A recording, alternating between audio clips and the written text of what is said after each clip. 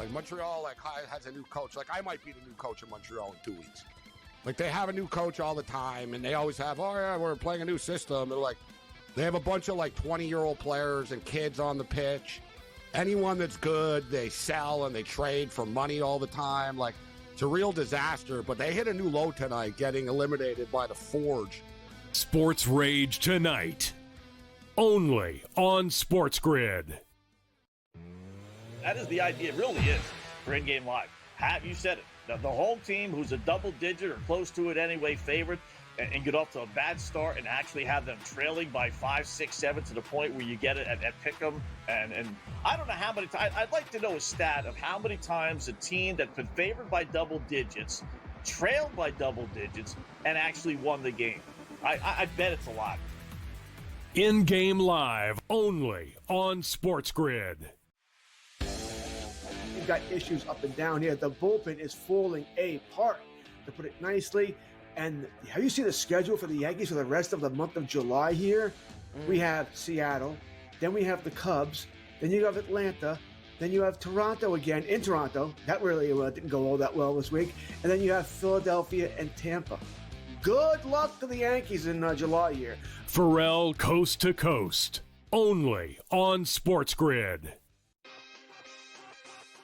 They're still trying to throw Dalton Knecht's name in trades, and I don't even know if he's viewed as a positive asset still. And that's a crazy thing. Dalton Knecht, if you look at FanDuel, Dalton Knecht 20-plus points at plus 120. He's giving you no indication that he's that right there. I mean, Kevin, I would be more likely if we knew we were going to get the minutes. Bronny James, 10-plus points at plus 118. Game time decisions, only on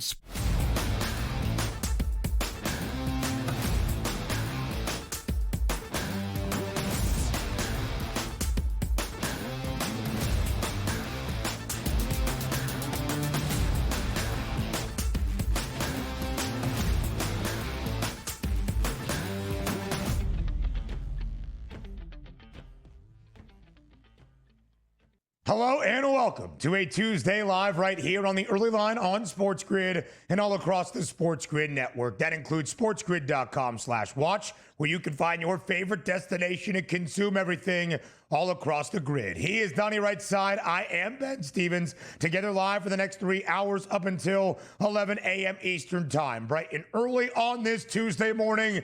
That is game day for the Midsummer Classic in Atlanta, the 2025 MLB All-Star Game, following a night of long flies yesterday inside Truist Park and the Home Run Derby. A recap of the Derby. The year of the Big Dumper continues, and we set the stage with everything you need to know for Major League Baseball's All-Star Game. And at the All-Star break, also everything you need to know all around MLB. Well past the midway point of this season, but with the theoretical first half of the year now in the books, we take a look at the landscape around the major leagues. DRS, it is a month of football that continues this week. Also conveniently in Atlanta, SEC Media Days, a 4-day run beginning yesterday. More on this Tuesday, Wednesday, and Thursday. And always news in the NBA, the NFL. We bring that to you here on this Tuesday. Welcome to the torture chamber, people. Why? Monday. We're already down one day. Yesterday, we got it out of the way. Today, I look at the clock. It's already 8:03, Ben, so we're 3 minutes into the show, which means 3 minutes down during this hell week until we can just make it to Friday, and the clouds will clear, and the sun will come back out, and we'll have sports back in our lives. But you know what I love the best here? You have Major League Baseball last night, the Home Run Derby, and the Home Run Derby wasn't the winner. Like, Cal Raleigh was fantastic. We'll get to him in just a few moments. But the winner was the people just being upset that you have something on TV and you could just get angry at the tiniest thing. I love that. That's my favorite part about sports, Ben. The bitching and the complaining, it's fantastic. I think DRS is mentioning a certain MC and host that got the festivities underway last night in Atlanta with some introductions, at least I do believe. Let's get to the results of the Home Run Derby, a very fun event where guys were absolutely mashing baseballs, but nobody more than the man we all know and love as Big Dumper, Cal Raleigh, MLB's home run leader, and now a Home Run Derby champion, becoming the first ever catcher to win this event. In the opening round, DRS totaling 17 from both sides of the dish. the first ever switch hitter to win at the Home Run Derby as well. He was a pre-Derby favorite at plus 330, and in that final round, he edged out Junior Caminero of the Tampa Bay Rays. The voice, a little bit gone there. I was yelling back, as Big Dumper was hitting so many home runs last night. 54 in total. He takes the 2025 Home Run Derby. Yeah, congratulations certainly to Cal Raleigh, but also understand this.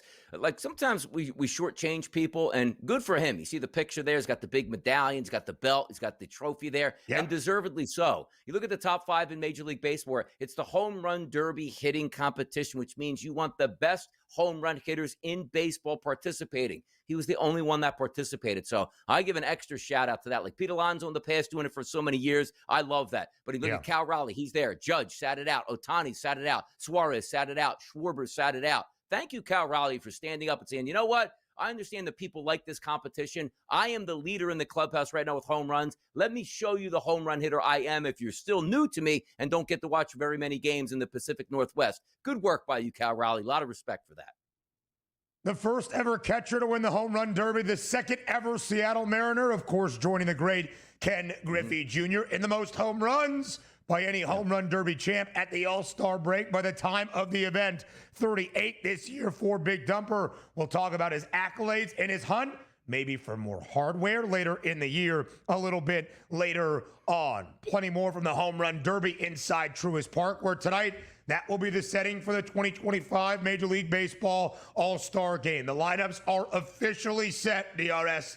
The stars will be out tonight for the American League, the Home Run Derby champ, but also Aaron Judge, Vladimir Guerrero Jr., and our guy from the A's, the rookie shortstop Jacob Wilson on the other side, Shohei Ohtani, Freddie Freeman, Manny Machado, Kyle Tucker, and the young Pete Crow Armstrong highlight the National League. The starter for the NL, Paul Skeens. The starter for the American League, Tarek Skubal. Should be a fun night in the A. By the way, it's the All-Star Game. Is this the least amount of stars we've ever seen at an All-Star Game? And just look at the American League. Gleyber Torres, Riley Green, Aaron Judge is a superstar. Don't get me wrong. Cal Raleigh's trying to make a name. Vladdy Guerrero Jr. obviously is a decent name. Ryan O'Hearn, Junior Caminero, Javi Baez, and Jacob Wilson. This is the lowest low I've seen an All-Star Game from the Home Run Derby hitting competition to actually the All-Star Game starters. What happened to the game we love, Ben? What happened to it? Is anything okay? You're just a complainer on this Tuesday morning. The American League has won 10 of the last 11 All-Star games. DRS, a big deal for the young superstar wide receiver of the New York Jets. Garrett Wilson signs a 4-year, $130 million extension. That's $32.5 million per year of an annual average value for the guy that just completed his 3rd season in New York. Two ways to look at this. He's a real big winner. Why? Because he got a big check, and maybe deservedly so. But last year, hey, I'm not really good friends with Aaron Rodgers enough. He brings in all his friends to throw the football but me, even though I'm probably the best wide receiver on this team. Then he gets paid, but then he has Justin Fields throwing him the football. So the one thing you do know is wide receivers want the football. They want the statistics. But if they don't get that, they better have that paycheck. And at least, Ben, he's got that paycheck now. He certainly has that paycheck, DRS. He has the availability and the success, the 2022 Offensive Rookie of the Year, the 10th overall pick in that first round. He has been great for the Jets. He has played in every single game in his 3 years with Gang Green, now hoping for more success. Of course, the New York Jets have missed out on the postseason for 14 consecutive years. DRS, it's tough to be a Philadelphia 76er. Paul George undergoing arthroscopic knee surgery on his left or right knee, I believe his left, suffered during a workout this offseason. He will be reevaluated ahead of training camp coming in late September. Yeah, better now than later, because if you're going to get the surgery in September, October, hurt it in training camp, you're going to miss some of the season. We don't know the depth of it, but it doesn't seem like it's an ACL. Obviously, he will be down for the majority of the season. Maybe it was a scope of cleanup, a meniscus cleanup. We don't know what it was, but the only judge you'll get out of here for Paul George is what's he going to look like in game number 1, and does he still fit in, or is he just a complete bust? We'll find out shortly. Doesn't look good so far as a 76er, though. Doubleheader of WNBA action. The best team in the league. The Minnesota Lynx win by 13 and cover behind 29 points from Nafisa Collier on the road in Chicago. Late drama in San Francisco between the Valkyries and the Phoenix Mercury, this year's best and surprise team. Alyssa Thomas fouled on what was the game-winning attempt. She hits one of two free throws. The Mercury win by 1. Hey, awesome stuff, WNBA. Ready to go. All right, Stu Sternberg agrees to sell the Tampa Bay Rays maybe as early as September for $1.7 billion to Patrick Zalupski, who is a Florida-based real estate developer. Hey, Zalupski, get him out of Tampa. Baseball doesn't work in Tampa. The team is good, yes. Nobody gives a damn about baseball in Florida, whether it's the Marlins or if it's just a little bit farther up north there in Tampa Bay. Move the team. Go to Nashville. Get an exciting fan base that will buy and sell out those tickets, and we don't have to have a stupid dome in Florida. You know what I mean? Just move on. Move it from Tampa. Everybody will be happy, even the Tampa Bay Rays fans who don't give a damn about that baseball team. Zalupski, a builder, wants to build in Tampa. Sorry, DRS. Day one of SEC Media Days had plenty of action yesterday in Atlanta. We'll hear from Conference Commissioner Greg Sankey a little bit later on in this hour. More TEL next.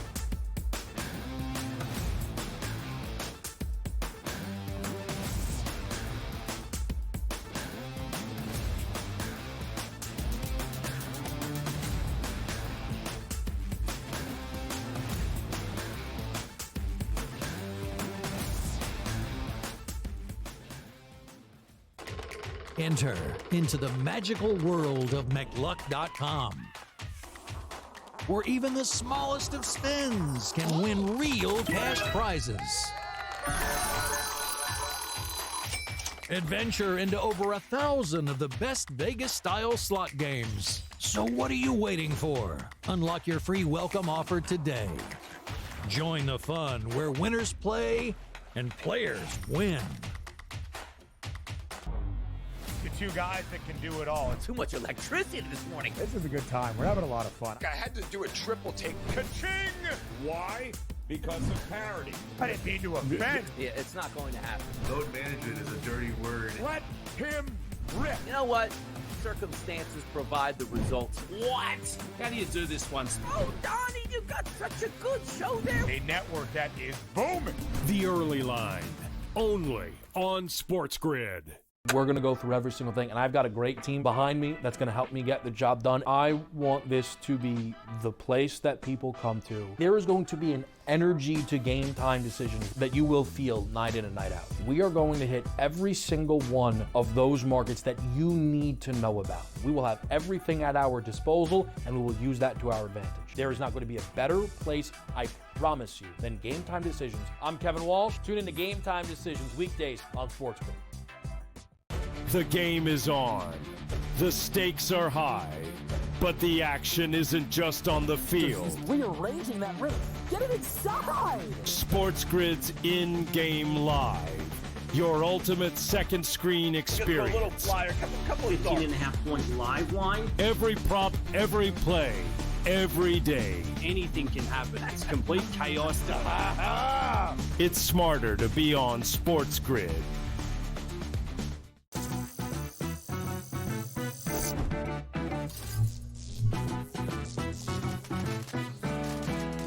Did you know sportsbooks tend to draw up tighter bet lines for events that get even more bettors, like championship games or major matchups? My tip? Try betting on less popular sports. You might have a better shot at beating those odds. Now, go get lucky. See you in Las Vegas. Let's get lucky.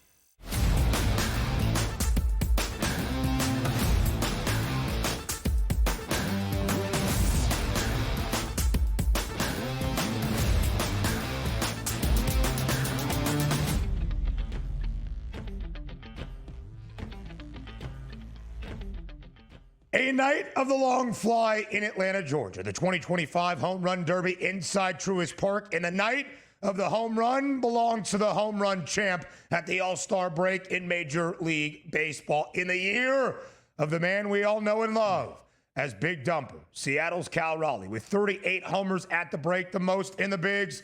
also hit the most needed last night for a home run derby championship and a lot of swag. 54 in total, 17 in round one, 19 in the semis to outlast the hard-hitting O'Neal Cruz of the Pittsburgh Pirates. And in the finale, he knocked off Junior Caminero of the Tampa Bay Rays with 18 big ones to win the 2025 Home Run Derby Championship. He was that favorite, DRS, at a plus 330 price, about 20 cents in front of O'Neal Cruz, the man he ousted in the semifinal round. But just because he had hit the most home runs in regulation in the opening half of this year in Major League Baseball, not always a direct correlation that the guy with the most homers is going to perform the best in the home run derby. But we call it the year of the big dumper for a reason. Raleigh delivers from both sides of the dish last night with his father, Todd Raleigh, throwing to him, and his younger brother, Todd Raleigh Jr., T as he is known, catching behind the dish. Yeah, pretty good stuff overall for Cal Raleigh. And again, coming in as the Major League Baseball home run leader at the All-Star break, it was great to see that a guy was able to hold up his end of the bargain and sort of put that sport on his back, saying, yeah, I'm the leader at the break here. I'm going to win this competition. And he did. And I got to tell you, from a sports book angle from this, you say, boy, it's usually devastation when the favorite actually wins something. I don't think that was the case. Like, just looking around multiple accounts last night, you didn't see a lot of love for Cal Raleigh, because I thought like the complaints the wrong word. Like, I thought like the backdrop of this was, well, anybody can win it. Most people are new to this thing. Let's take some plus money. Like Brent Rooker, who feels he got robbed in round number one. That was my guy to 10-1 price. Like, he didn't win it, but at no time did I look at it and say, like, you know what? Let me take a flyer on Cal Raleigh, the guy with the most home runs in Major League Baseball, when typically most people would. The O'Neal Cruzes were popular. You know, maybe people taking a flyer on Jazz Chisholm, or as I said, Brent Rooker, just on some longer prices to say, these guys aren't used to the spotlight in this competition. Who's going to come away with this? Or maybe even Matt Olson, you know, hometown kid, basically, in the ballpark for the Atlanta Braves. But it was Cal Raleigh all night long. He provided that air support, as I like to say, long home runs, volume of home runs. He really showed out, maybe opened the eyes to, you know what? There is an MVP race, Ben, in Major League Baseball. This is not supposed to count. I'm going to tell you, in the back of people's minds, hey, you know what? Raleigh hit 60 home runs this year, won home run derby. Maybe it's worth an extra couple votes, even though it's not supposed to be included. I would completely agree, DRS, because we know that voting is narrative-based. Aaron Judge, more than likely, going to win his third MVP award in the AL in the last 4 seasons. But if you can start to become even more of a star, it has been funny in the Northwest to call the catcher for the Mariners Big Dumper. Oh, he has the most home runs in the bigs. He's actually really good at this offensively, hitting from both sides of the dish. And now we kind of know and love him on the biggest of stages, delivering in a home run derby. Yes, a made-for-television event, and a marquee one at that during the All-Star break. But you start to become more well-known. It's a year of accolades and success. Might that be a benefit when all is said and done? He would still have to put up historic numbers, which he is on pace to do with 38 at the All-Star break. We'll discuss in just a little bit. But I thought, DRS, one of our conversations, of course, which league has the best All-Star festivities? I voted for Major League Baseball. Most of the public did yesterday as well. I love the home run derby. Sometimes the broadcast was a little bit helter-skelter last night, trying to track the fly ball, but then get back to the pitch. That was a little bit too much, but we did get some good theatrics and some drama. For instance, Big Dumper in the opening round, edging out Brent Rooker by 0.08 of an inch, the longest home run for Raleigh in the opening round, 470 feet, 0.61 inches, the longest for Rooker, 470 feet, 0.53 inches. Raleigh into the semis because of it. And in that opening round, DRS, a ball that was hit so hard, literally not hyperbole, flew out of the stadium at Truist Park by the man with the highest average exit velo in the bigs, Pittsburgh's O'Neal Cruz, who hit a ball 513 feet, just the second 500-plus foot home run in Derby history, outside of Coors Field at altitude. It's pretty impressive. By the way, the over distance, I think was it 479.5? I forget what the total was before the competition started. That was done right away, as James Wood absolutely cracked one right off the bat, close to 500 feet. But O'Neal Cruz, we thought, had that power and could muster at least one of those type of home runs. And the impressive part is, like usually the faster the pitch comes in, the harder you can make contact and the farther that ball is going to go. These guys are lobbing pitches, and he hit one 513 feet with an exit velo of almost 120. That's outrageousness. The guy is 6'7" and runs like a gazelle and has that type of power corked up, man. Crazy. That's a fun performance, because the one thing we liked as an actual handicap, saying, I can't pick like who's going to hit the most home runs, but this guy has unbelievable connection and certainly exit velo, and he did it last night and proved it, and that was O'Neal Cruz. Minus 130 price for Cruz to have the highest exit velo. He was the favorite entering the semis, edged out by Big Dumper on the other side. Junior Caminero getting the better of the Georgia native Byron Buxton. Nice moment for him last night, DRS. An uber talented five-tool type player, a center fielder for the Twins, an all-star this year, who has had his career often defined by significant injury, back in front of the home crowd, at least able to reach the semifinals. So Cal Raleigh becomes the first catcher to win the home run derby, the first switch hitter to win the home run derby, and the MLB home run leader at the All-Star break with 38, the most ever home runs hit by a home run derby champion, 3 better than the other Mariner to win it, Ken Griffey Jr. back in the mid-90s, and Luis Gonzalez back in 2001. Both Gonzalez and Griffey had 35 when they won the home run derby, respectively. Yeah, and by the way, if you saw Cal Raleigh holding up all those trophies out there, like, hey, Al won the home run derby championship here. Congratulations to Al. I mean, thank goodness tonight we're going to have home and away jerseys. I mean, enough of this nonsense. Stupid. Like, don't try to be too cute. Just make a decent jersey, put it on the players, and we'll be happy with it. Good job, Al. I don't know if this is going to continue or if they were like spring training warm-up hats, but the hats the guys were wearing yesterday, weird, like athletic look to it. We'll talk more about it later next.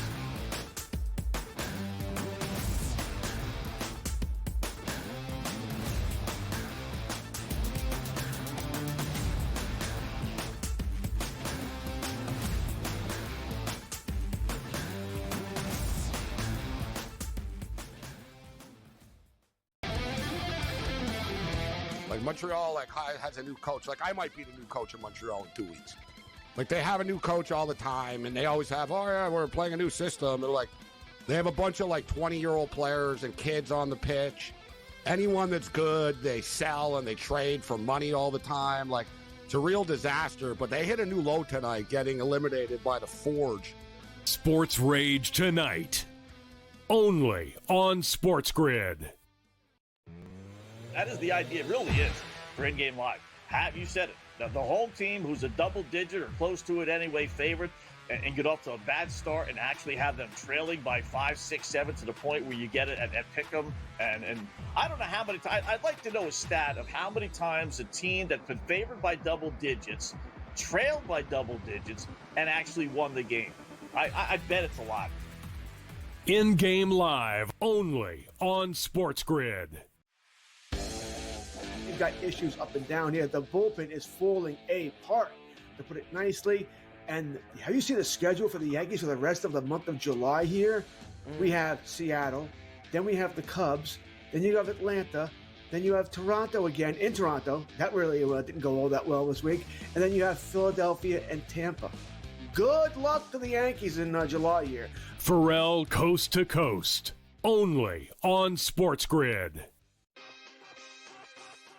They're still trying to throw Dalton Knecht's name in trades, and I don't even know if he's viewed as a positive asset still. And that's a crazy thing. Dalton Knecht, if you look at FanDuel, Dalton Knecht 20-plus points at plus 120. He's giving you no indication that he's that right there. I mean, Kevin, I would be more likely if we knew we were going to get the minutes. Bronny James, 10-plus points at plus 118. Game time decisions, only on SportsGrid.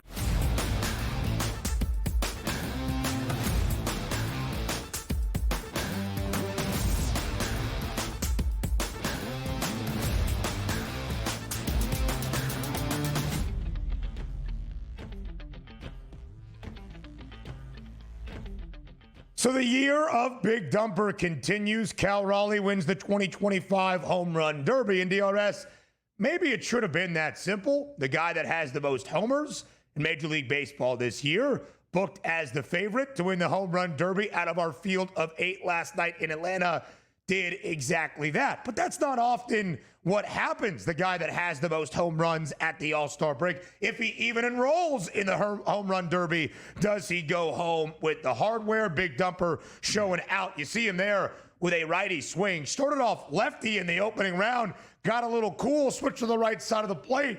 His father, Todd, started delivering some that he was knocking over the wall. So Cal Raleigh wins the home run derby. What might it mean for Big Dumper and Seattle the rest of the year? You might be saying, that's a ridiculous conversation, guys. The home run derby is a made-for-TV event during the All-Star festivities. It has no impact or significance on a playoff race, on a player's performance. In fact, at times we can argue the opposite. It hurts their swing that they have grooved. Donnie, you brought this up on Big Dumper, who currently has a 3-homer lead at the All-Star break to be our home run king this year in Major League Baseball. Of course, it's Aaron Judge's award to lose right now in the AL MVP race. But you look at Cal Raleigh, 3 homers better than number 99 in pinstripes. Not the favorite to have the most homers at the end of the year, and yet has that 3 long ball cushion here at the break. Yeah, and good on him, too. Again, let's just get back to why he participated, because it's good for the fans, it's good for his brand, it's good for the Mariners, and we loved it. You want the home run leader in the home run hitting contest here. That's what you love. In the NBA, hey, the best dunker. Nah, I'm not going because I just don't feel like it, or I want the rest. You dunk every day in practice, in every game, in every facet of your life. Oh, I can't go out there and dunk 3 times in a dunk competition. I might hurt myself. Or the best one I love even more is, I'm a home run hitter, but if I go to home run derby and try to hit home runs, that's going to hurt my swing. I love that crutch that people just don't even ask questions to a player of how nonsensical that answer is. It's almost like a pitcher going like, if I go to the All-Star game and I pitch 1 inning, how am I ever going to pitch 7 innings when I get back to like the market next week where I have to pitch into? Like, stop the madness. Go participate. You have home run derby every single day in practice. You and the boys hang around the batting cage and see if you can hit one in an upper deck every single day, but yet you can't go out there in home run derby and hit home runs for me. But how does it translate into the regular season now? Maybe it does get some of those extracurriculars, but you know what? If you want it to be really fair, it's never going to happen. Aaron Judge, hey, speak out. You know what? I think we need a better catcher on the Yankees. Let's go get Cal Raleigh and give up our top prospects here so they can go toe-to-toe, same ballparks, same pitchers every single night to give the true meaning of the MVP going head-to-head. Because I got to tell you one thing. Aaron Judge is the better baseball player overall. Cal Raleigh's having a sensational season at the plate. And maybe Cal Raleigh does hit 70 home runs. But you know it's going to be a little bit unfair? When it's like, hey, man, Cal's got to do this in Seattle at T-Mobile, one of the toughest places to hit home runs. And Aaron Judge is in that tiny little minor league ballpark in the Northeast known as Yankee Stadium. So if Cal Raleigh does finish with more home runs than Aaron Judge, that's an amazing feat all by itself, Ben. In DRS, you see it there. That is not expected to happen ever so slightly. Judge remains the favorite because of the very reasons the DRS just laid out. Warm throughout this summer, even into early September to end out a regular season in the Bronx, in the greater New York City area, elsewhere around the American League East for Cal Raleigh in the Pacific Northwest. Not exactly the most ideal hitting conditions the remainder of this MLB campaign. So despite having that 3-homer advantage, despite the fact that Raleigh is the RBI leader in the bigs as well, one more ribby than that of Aaron Judge. Judge has the best batting average in baseball, 355, is only 3 back and in second place in both homers and ribbies. There's a chance Aaron Judge, a month from now, takes the lead in what would be the Triple Crown race, putting the American League MVP debate to bed. DRS, not all that long ago, Judge was minus 20,000 to win AL MVP. Heck, last week, Judge was a minus 1,500 favorite to win American League MVP. What is the number now? After Big Dumper delivers in the home run derby stage, minus 600, a plus 360 price for Cal Raleigh to be that AL MVP. You might not like it, but that narrative behind Big Dumper is starting to build. This is the time when the network needs Dave Sharapan. And shout out Dave Sharapan out there. Hopefully you're resting well, my friend. You know, get back up in the feed, get back on this channel here. But I would love to ask you this question to Dave Sharapan this morning if he's watching. What are the odds makers doing? Minus 20,000 to minus 600? Come on, who's asleep at the wheel back there?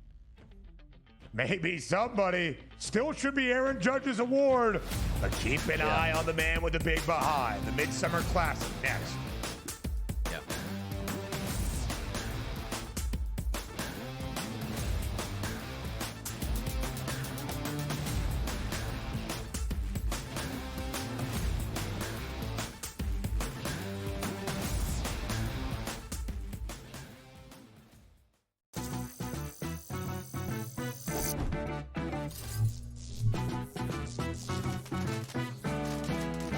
Here's a tip for my fellow golfers and gamers. Do you want to book a golf trip to Vegas? For the best weather, aim for spring and fall. But the best prices, aim for summer and winter. But if you're looking for that sweet spot, try June. You get the August prices without that scorching heat. See you in Las Vegas. Let's get lucky. The two guys that can do it all. Too much electricity this morning. This is a good time. We're having a lot of fun. I had to do a triple take. Ka-ching! Why? Because of parity. I didn't mean to offend. Yeah, it's not going to happen. Load management is a dirty word. Let him rip. You know what? Circumstances provide the results. What? How do you do this once? Oh, Donnie, you got such a good show there. A network that is booming. The Early Line, only on SportsGrid. The game is on. The stakes are high. But the action isn't just on the field. He's rearranging that roof. Get it inside! SportsGrid's in-game live. Your ultimate second screen experience. A little flyer, couple of 15.5-point live line. Every prop, every play, every day. Anything can happen. That's complete chaos. It's smarter to be on SportsGrid.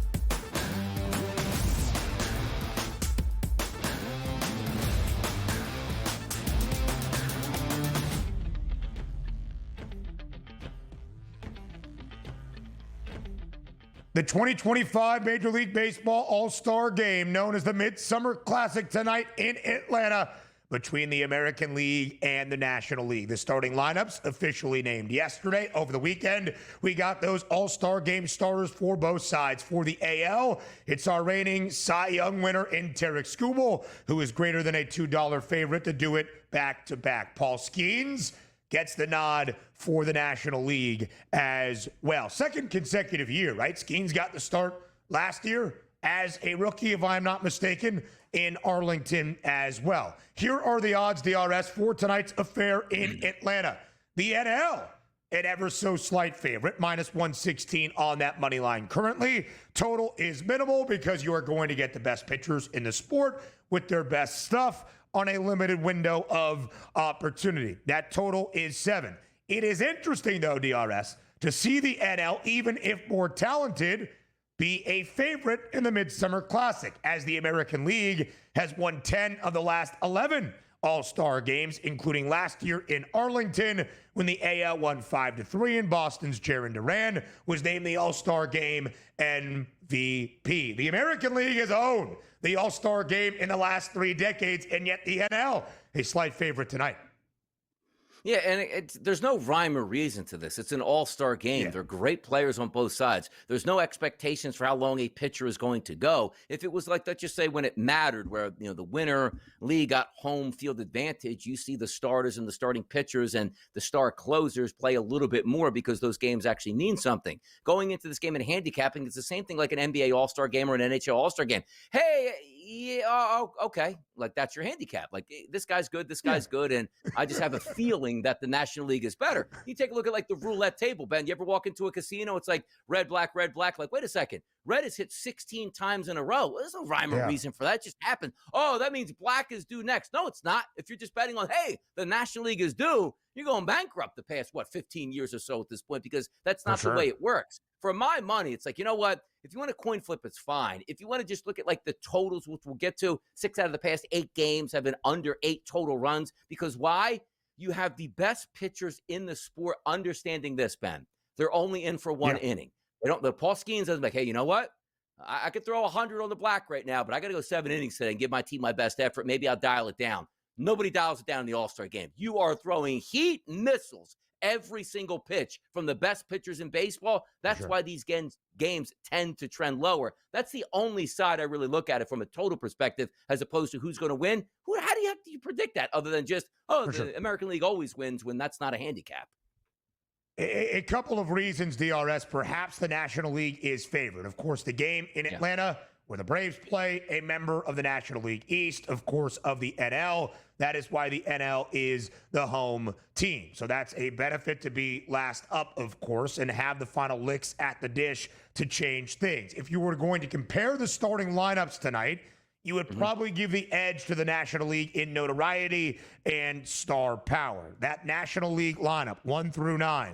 Shohei Ohtani, the DH leading off. Ronald Acuna Jr., the hometown guy, playing in left field. And Ketel Marte, the starting second baseman out of Arizona. That is 1, 2, 3 for Tarek Skubal to see in the home half of the first. For the American League, a couple of Tigers go 1-2. Gleyber Torres, Riley Green, and then Aaron Judge, who we will get that marquee moment of Paul Skeens versus Judge in the top of the first and right away. But as you continue to go through the lineups, DRS, Freddie Freeman, Manny Machado, Will Smith, Kyle Tucker, Francisco Lindor, Pete Crow Armstrong round out that starting 9 for the NL. Big Dumper, Cal Raleigh, Vladdy Jr., Ryan O'Hearn, Junior Caminero, Javi Baez, and Jacob Wilson. Again, in star power, maybe not necessarily production, stat for stat, advanced analytic versus advanced analytic in 2025's MLB season. But 1 through 9, the National League just feels a little bit more stacked in that starting lineup. Yeah, it does. And that's why I brought up at the top of the show. It's like, hey, the All-Star game. It's like, where are the stars at? Which, again, we could always, go down the debate of what's actually correct. Because in the NBA, like, LeBron James is still a really good basketball player, but even if he was starting to fall off a little bit, he'd still get a ton of votes and be in there because you want to see the stars. Like, when I say like stars, like Mike Trout hasn't been a star technically in Major League Baseball for a few years playing on the field, but Mike Trout would get eyeballs if he's in the All-Star game at the plate. Same thing with Bryce Harper, the Philadelphia Phillies. Like, the biggest stars in the game is usually what we want that to be now, and it just doesn't feel like it has that appeal. Is it a game with great baseball players? Absolutely. Deserving baseball players? You know it. But I look at that American League lineup and say, hey, let's get excited, and you're right. I say, all right, let me see the starters. Well, Vladdy Jr., I know he's fun, loved his dad, and, the guy can hit a baseball, and Aaron Judge is great. Outside of that, it's like, what are we doing? And that includes Cal Raleigh right now. Like, that includes Cal Raleigh leads Major League Baseball in home runs and actually won the home run derby. But I look at the American League lineup and like, what happened to the American League? Like, that's the way I view it. Big Dumper deserves the accolades. I would call him a star, especially for us, DRS, and now certainly in the limelight. And let's not forget our guy, the Athletics' Jacob Wilson. DRS, we have done it. Our campaign is Sacramento guys through and through. Wilson now the favorite once again to win American League Rookie of the Year in front of Houston's Cam Smith. In closing, Nick Kurtz of the A's as well, a plus 350 price, third best number. DRS, the Aces are certainly in place tonight in Atlanta. Nobody better in baseball the last year and a half than Tarek Skubal of the Detroit Tigers. A 2.23 ERA this year, a 10-3 record, one of the 8 double-digit game winners this year already in the bigs, and a minus 210 favorite to win the American League Cy Young Award. He would go back-to-back. Paul Skeens, you see a minus money price to win that NL Cy Young. Zach Wheeler of Philadelphia, a better number by 20 cents at minus 125. Skeens has a 4-8 record because he plays for Pittsburgh and does not often get the run support necessary.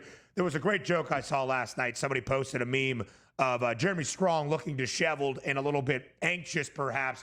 Paul Skeens watching O'Neal Cruz blast 21 home runs, including a 513-foot dinger in the opening round, saying, where is that offense throughout the year? Skeens 4-8 this year, DRS, but that ERA, 2.01, is the best in all of MLB.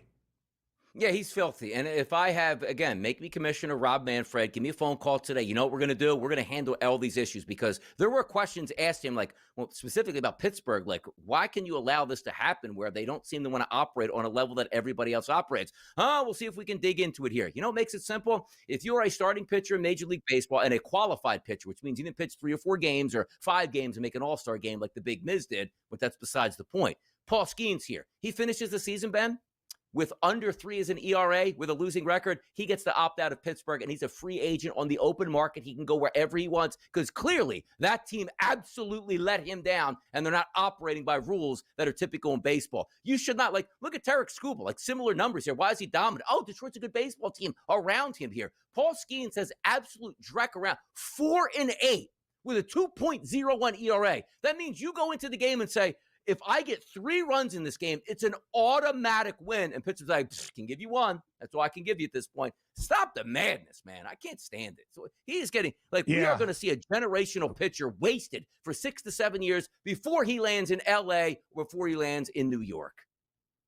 Yeah, I hear it, DRS. I really, really do. We look at the All-Star Game MVP odds. It should be no surprise that Shohei Ohtani and Aaron Judge have the shortest prices. Shohei slightly shorter because he plays for the team that is ever so slightly favored in the leadoff spot tonight, that being the National League. But, Donnie, our last 2 winners of the All-Star Game MVP award were certainly not the favorites, probably in the top 10 or top 20 as we entered the night. Jarren Duran last year for the Boston Red Sox as the AL 153. Elias Diaz won it 2 years ago in 2023 as well. Not these marquee superstar names that, of course, dot that odds board. No, and you're right about this. Why would you take a guy like Ohtani? Might get 2 at-bats, right? Some of the reserves might only get 1. But we laugh at Jazz Chisholm, didn't put on a good performance last night. But you know he's going to get in this game to get into bat? Is he going to try to hit a single? No. He's going to take 3 swings from his heels to try to hit a home run. And in a close game, that might get you the award at 50-1. We'll talk more about the All-Star Game later. Hot topics next.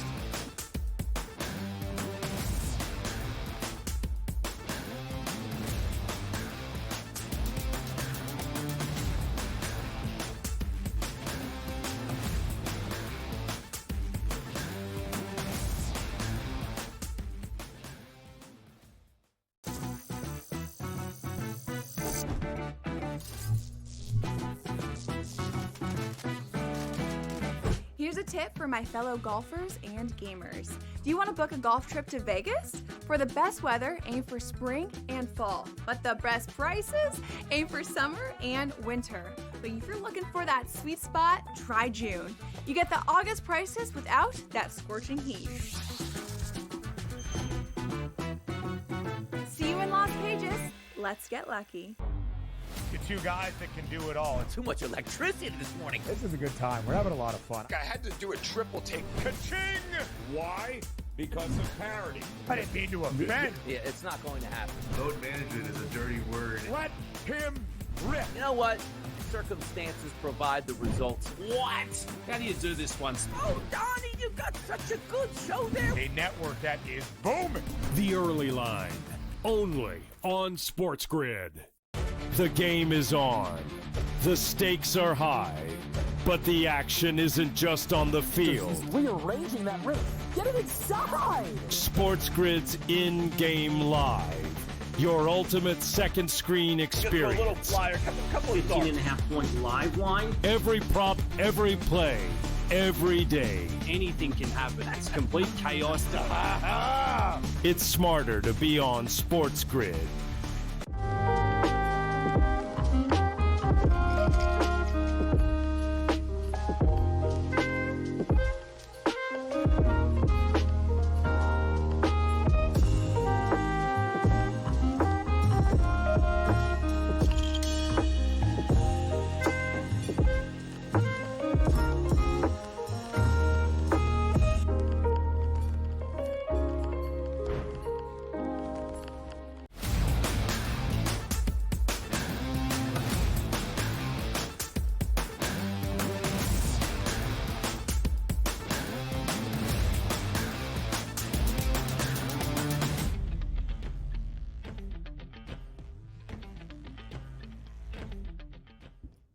In a glorious month of football here in July, we give you some football hot topics and around the sports landscape on this Tuesday here on the Early Line. We have plenty of baseball conversation, full division by division around the bigs here at the All-Star break, and more of a preview of the Midsummer Classic tonight in Atlanta later on in hours 2 and 3. But DRS, big news yesterday for Gangrene and their star wide receiver, Garrett Wilson, a 4-year, $130 million deal. That is $32.5 million per year. Now, the title is record money. You see the tweet there from ESPN's Adam Schefter.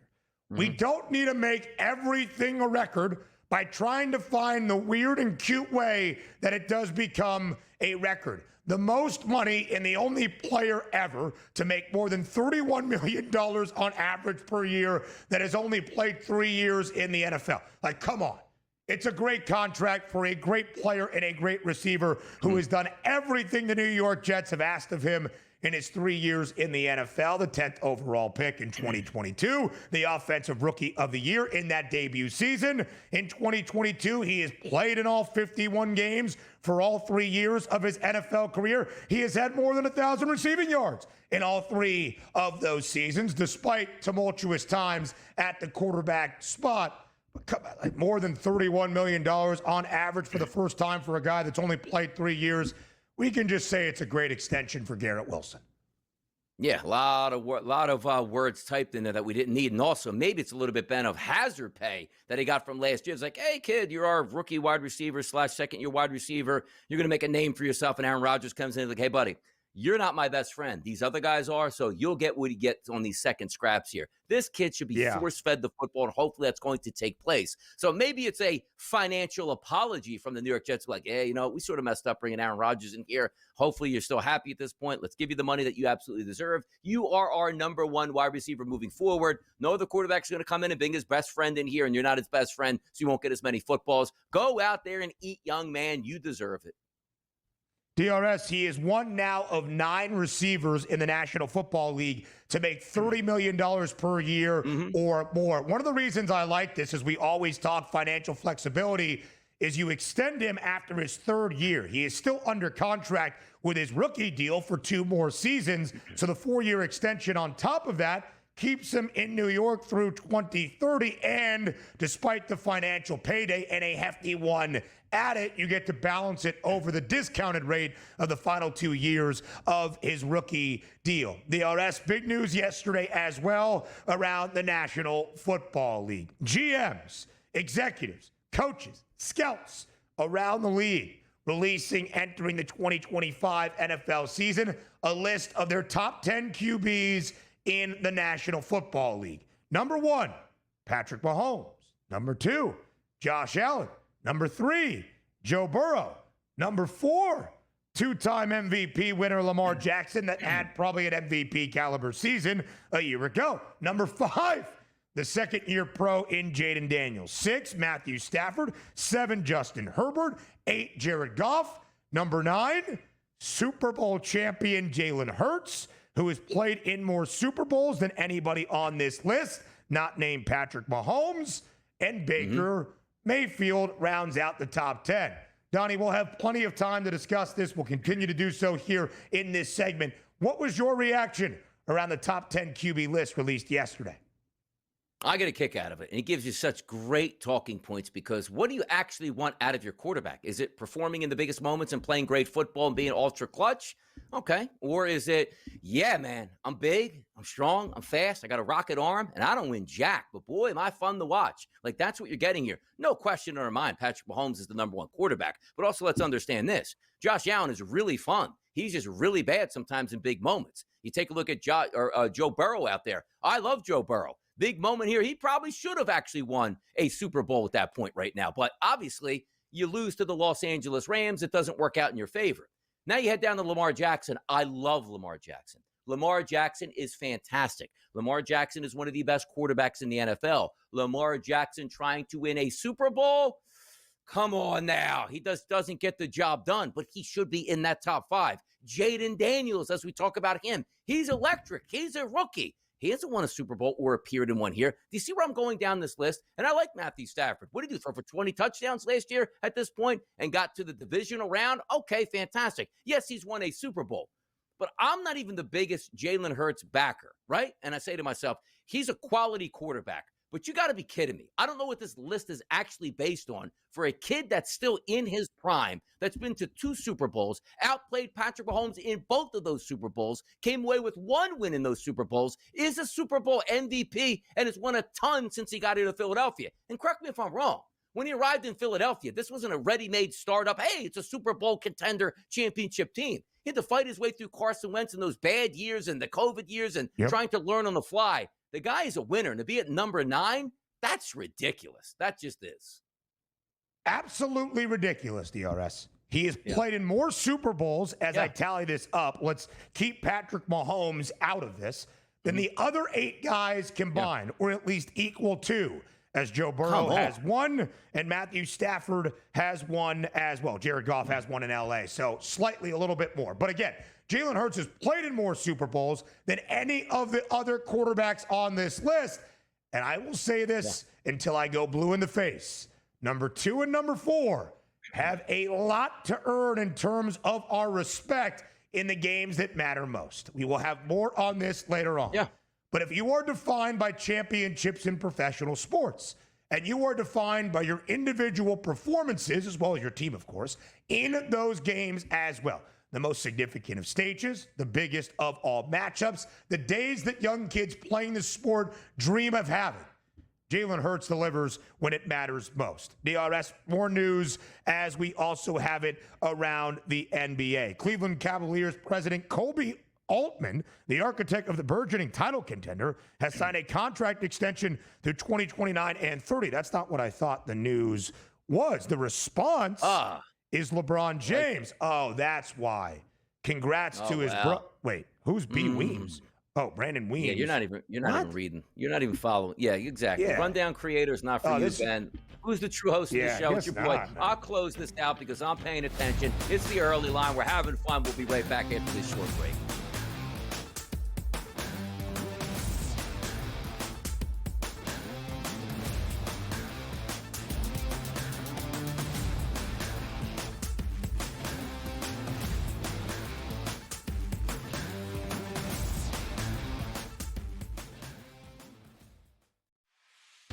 His run in Salt Lake is over, but obviously the intimidation of a guy that's been around that long in Gundy and in this guy, if you look at their cases, they're very similar. It's been going on forever, right? And it's time for a change, I think, in Stillwater and in Salt Lake. I got to be honest with you. And believe me, if they lose again, they're going to get rid of him. Pharrell Coast to Coast, only on SportsGrid. One that really sticks out to me the most, George, and he's having a fantastic season, is James Wood of the Washington Nationals. I mean, yes, Cal Raleigh's fantastic. Don't get me wrong. He's like a candidate for MVP of the American League. But every time I look up, George, James Wood is either getting 5 hits or being walked 4 times in a game. What a season for this guy. And he's so young. What is he, 22? So what a future this kid has ahead of him. Fantasy Sports Today, only on SportsGrid. Dude, you have a head coach in Jim Harbaugh that's proven he will cheat to win. He will win at the biggest stage and doesn't give a damn who cares or finds out, and he'll just move on. That's what I love about a coach. That's the type of coach that I want. Win at all costs. Now, also, at all costs means, like, how are we building this team? Because I actually thought Harbaugh would come in and say, okay, let me just see what the players on the roster is. We'll weed them out after a year, but there's a lot of talent. He built that foundation last year and still made the playoffs. The Early Line, only on SportsGrid. Online casino expansion in the U.S. is extremely slow, a lot slower than I think we all would have thought, 5 years ago as sports betting took off. But you're going to start to see, I think, next year, a few more states kind of trickle into this. On top of Maine, you had Illinois kind of talk about it. Governor J.B. Pritzker pitched it as an idea to help cut down the budget deficit. Of course, we've got a weird tax fallout there. Newswire, only on SportsGrid.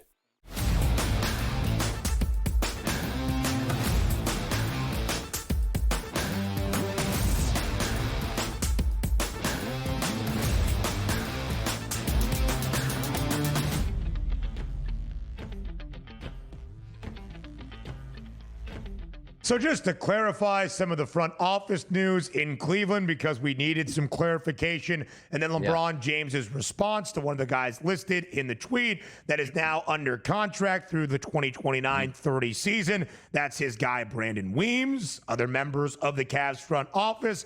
I have been alerted by our producer extraordinaire that LeBron giving a quote tweet to support his friend has allowed people, DRS, to run rampant with the idea that LeBron's still tuned into what is happening in the Cavs front office. Could LeBron be subliminally saying he wants to return to Cleveland and play for the Cavaliers this upcoming season? Yeah, that's what it sounds like, and that's what people want to believe, because we don't have too much to talk about since the Summer League, the superstars of the rookies don't play, so this is what we're left. Do you like this NBA, right? Do you like the speculation NBA? Because you don't put out a good product in the Summer League that we have to talk about a random quote tweet from LeBron James supporting one of his friends here. That means that he must be a Cleveland Cavalier next year and is looking to opt out from the Lakers, and Lakers should trade him to Cleveland. At this point, you see what you're doing? That's what they like. The soap opera effect of the offseason is caused, Ben, directly because the Summer League doesn't play its top rookies. That's a great correlation. That is a link-to-link correlation for sure, and I am sure the NBA is mad about any speculation and drama this summer as well. However, DRS, are you seeing what the young Australian Johnny Furphy is doing in Summer League right now? No. He is dunking on everybody. Did you see the poster yesterday, the Bulls' first-round pick, Noah Essengay? Oh, my God. One of the great posters of our time. Johnny Furphy cocked all the way back, slammed it on the head of Noah Essengay, who on the still image that one photographer was able to find right under the hoop, Essengay's face is just the most immediate poster of all time. Johnny Furphy, the young man who played at Kansas 2 years ago, the young Australian who looks like he is still probably 12 years old, now playing for the Indiana Pacers, a huge Summer League for him in Las Vegas.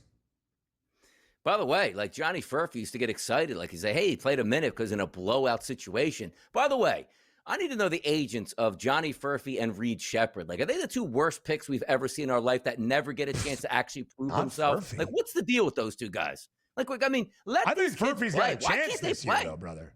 Like, why can't they play? Like, why can't these two players play? Listen, I would just Why say, they get 30 I think seconds Johnny a game? Furphy's got something. Well, he played a lot yesterday, I feel like. Oh, you're saying in the NBA? Summer League. I'm talking regular. Furphy this year. Like I was going to say, with all the changes for Indiana, though, the injury to Tyrese Halliburton, Miles Turner gone, Johnny Furphy's that second link. Donnie just remembers Johnny Furphy from one game that Kansas played against Houston in February of 2024, and is now like, this guy should have been the real deal, because that's who Donnie aspires to be at all times. Held down. Reed Shepherd's a bad pick at third overall. We'll see if he does anything for the Houston Rockets this upcoming season, his second in the league. DRS, these 4 days in Atlanta, not just Major League Baseball All-Star festivities, but SEC Media Days that, of course, got started on a Monday. Our teams, LSU, South Carolina, Ole Miss, and Vanderbilt. We'll talk about Vandy a little bit later on in the show, but of course the ceremonies all got started with Conference Commissioner Greg Sankey. Here is what he had to say, of course, about one of the hot button topics each and every offseason, it feels like, in college football, but especially this one in potential CFP expansion coming our way in 2026. Well, I would never give away how close we are to doing something in a meeting. I think Tony and I spoke probably 4 out of 5 days last week. I think Jim and I either talked on the phone or communicated 3 out of 5 days last week. So we had a different view coming out of Destin around the notion of allocations, if you will. And I think you'll probably hear that again from our coaches. The Big Ten has a different view. That's fine. We have a 12-team playoff, 5 conference champions. That could stay if we can't agree.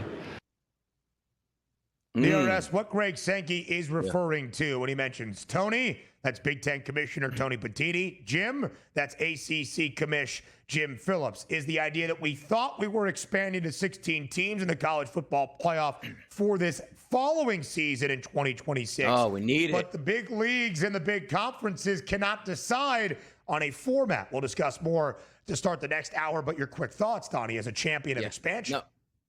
Yeah, it's a pretty good thing that we're going to talk about here. And by the way, Greg Sankey, otherwise known as Greg Stanky, throwing that funk out there representing the SEC as the best overall conference in college football. But you know what? There needs to be united. Like, you know what I mean? Like Randy Savage, the Macho Man, and Hogan.